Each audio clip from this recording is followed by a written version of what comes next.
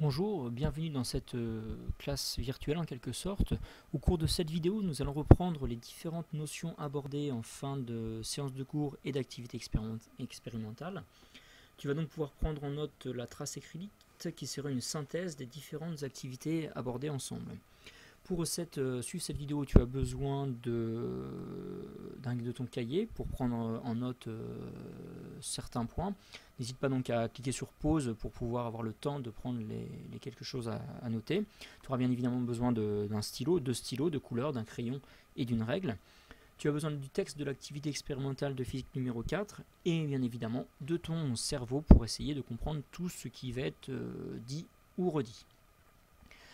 Donc on s'intéresse dans ce chapitre univers 4 au phénomène de réfraction et de dispersion de la lumière.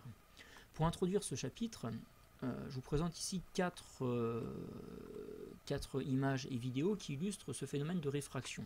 Sur la première image, on voit ici clairement le corps de l'ours et la tête de l'ours ici qui est séparée du corps. Il s'agit d'une manifestation de ce phénomène de réfraction. On le voit aussi clairement sur cette deuxième image, on voit bien que la tête semble être coupée du corps de l'ours, ce qui est peu probable dans la réalité. Sur cette troisième image, on a l'impression que le stylo est brisé lorsqu'il passe de l'air dans l'eau. Et enfin, cette troisième situation, c'est en fait une vidéo de l'expérience que l'on a vue ensemble à la fin d'une séance de cours et sur laquelle vous avez réfléchi. Donc c'est l'expérience de la pièce qui disparaît lorsque l'on bouge la caméra et qui réapparaît lorsque l'on verse de l'eau dans la tasse. Ce phénomène, ces quatre phénomènes peuvent être expliqués grâce à la réfraction de la lumière.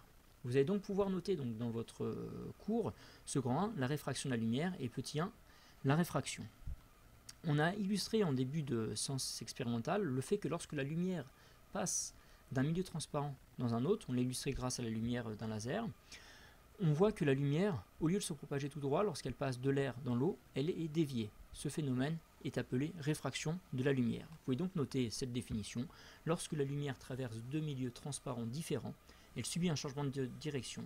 Ce phénomène est appelé réfraction de la lumière. N'hésitez pas à cliquer sur pause pour prendre le temps donc, de noter cette phrase. Dans la suite, suite au cours, vous êtes passé en activité expérimentale. L'objectif était d'essayer d'exploiter, d'étudier, de voir si une loi permettait de modéliser ce phénomène de réfraction de la lumière. Vous collerez donc ici dans votre cours le texte de l'activité expérimentale de physique numéro 4 et je vais vous rappeler rapidement le principe de cette activité. L'objectif était d'étudier trois lois proposées par trois scientifiques différents, Grossetête, Kepler et Snell puis Descartes. Snell, deux scientifiques différents, un mathématicien anglais Snell et un physicien français René Descartes. Donc le dispositif expérimental était celui-là. Vous aviez donc un disque optique ici, une lanterne qui permettait d'envoyer de la lumière à la surface de ce disque, et donc vous observiez que la lumière était déviée lorsqu'elle passait de l'air dans le disque optique qui était en plexiglas. Vous avez mesuré l'angle d'incidence, l'angle de réfraction, et vous avez cherché une relation entre cet angle d'incidence et cet angle de réfraction. Vous êtes arrivé à la conclusion que la loi correcte était, en tout cas la plus adaptée au phénomène, était la loi dite de Snell-Descartes. Nous allons donc pouvoir noter ces deux lois donc, dans le petit 3. Avant de noter les lois, avant de les exploiter, il est très important de schématiser les choses proprement. Donc, en faisant un schéma qui est le plus clair, le plus net, le mieux légendé possible. Sur les schémas dans ce chapitre, vous aurez toujours les mêmes choses qui apparaîtront. Donc on considérera deux milieux, un milieu 1 d'indice NI, I comme incidence, c'est le milieu dans lequel on trouvera le rayon incident, un milieu 2 d'indice NR, R comme réfraction, c'est le milieu dans lequel on trouvera le rayon réfracté. Donc on a de la lumière, un rayon incident qui arrive à la surface de séparation entre les deux milieux. Sur le schéma, il faudra commencer par tracer une droite imaginaire qu'on appelle la normale. La normale est une droite perpendiculaire à la surface de séparation qui passe par le point d'incidence étant le point d'intersection du rayon incident et de la surface de séparation. Donc une fois qu'on a le rayon incident et la normale, on peut tracer le rayon réfracté. C'est celui qui est dévié dans le milieu numéro 2 d'indice de réfraction NR.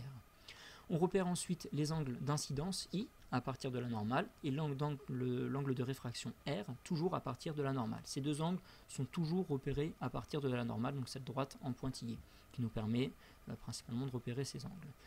Ensuite, pour finir le schéma, on indique donc cette surface de séparation la normale, le rayon incident, celui qui arrive, et le rayon réfracté, celui qui est dévié. Les lois de Descartes sont au nombre de 2. La première loi indique que le rayon incident et le rayon réfracté sont dans le plan d'incidence. Le plan d'incidence étant le plan de votre écran, de votre tablette, de votre feuille ou de votre cahier quand vous ferez les exercices. C'est le plan qui est défini par le rayon incident et la normale. La deuxième loi de Snell-Descartes indique que les angles d'incidence et de réfraction sont liés par la relation NI sinus I est égal à NR sinus R, avec NI et NR qui sont des caractéristiques du milieu que l'on appelle indice de réfraction. L'indice par exemple de réfraction de l'air est égal à 1, celui de l'eau 1,5, 1,33, celui du verre 1,5, etc. Chaque milieu est caractérisé par son indice de réfraction. Enfin, un dernier cas particulier, c'est celui de la réflexion totale. On reprend ici l'expérience que vous avez réalisée donc en séance d'activité expérimentale. On voit l'angle d'incidence, l'angle de réfraction, la lumière est bien déviée. Et ce qu'on va observer sur cette vidéo, c'est que pour un certain angle, le rayon réfracté n'existe plus. On parle d'angle limite de réfraction et on observe qu'il n'y a plus qu'un phénomène de réflexion totale. L'angle de réfraction, le rayon réfracté a disparu. On est dans un cas particulier sur lequel on reviendra un petit peu plus tard dans l'année. Donc on va noter cette remarque. Dans certains cas, lorsque l'angle d'incidence est trop grand, le rayon réfracté n'existe plus, on parle de réflexion totale.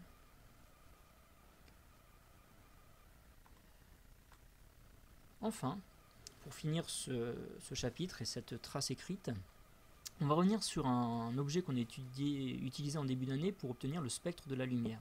On va revenir sur le prisme et expliquer en quoi est-ce que les lois de Snell-Descartes pour la réfraction permettent d'expliquer le fait qu'un prisme décompose la lumière blanche pour en obtenir son spectre. Donc dans le grand 2, dispersion de la lumière, on repart donc de cette expérience de décomposition de la lumière blanche. Il se trouve que lors d'un changement de milieu, la lumière est réfractée. C'est ce dont on vient de parler. Or, l'angle de réfraction est différent pour chaque couleur, donc pour chaque radiation monochromatique. Ça veut dire que l'angle de réfraction ne sera pas le même pour la couleur bleue, pour la couleur verte, pour la couleur jaune, etc. Donc comme l'angle de réfraction est différent pour chacune des couleurs, le prisme va dévier différemment les radiations monochromatiques qui constituent la lumière blanche. C'est ce qu'on va observer à la sortie du prisme. On va observer le spectre de la lumière blanche. On observe aussi ce type de phénomène lorsqu'il pleut, qu'il y a du soleil, ce qu'on appelle l'arc-en-ciel. Donc ce chapitre, cette trace écrite est terminée. Il nous restera à appliquer tout ça donc, ensemble en cours. Je vous demandais donc pour la suite donc de répondre, pour vérifier que vous avez bien compris ce chapitre, répondre au quiz qui sera disponible sur Edmodo. Si vous souhaitez aller plus loin, vous pouvez aussi aller consulter certaines animations sur le site spc.corneille.free.fr.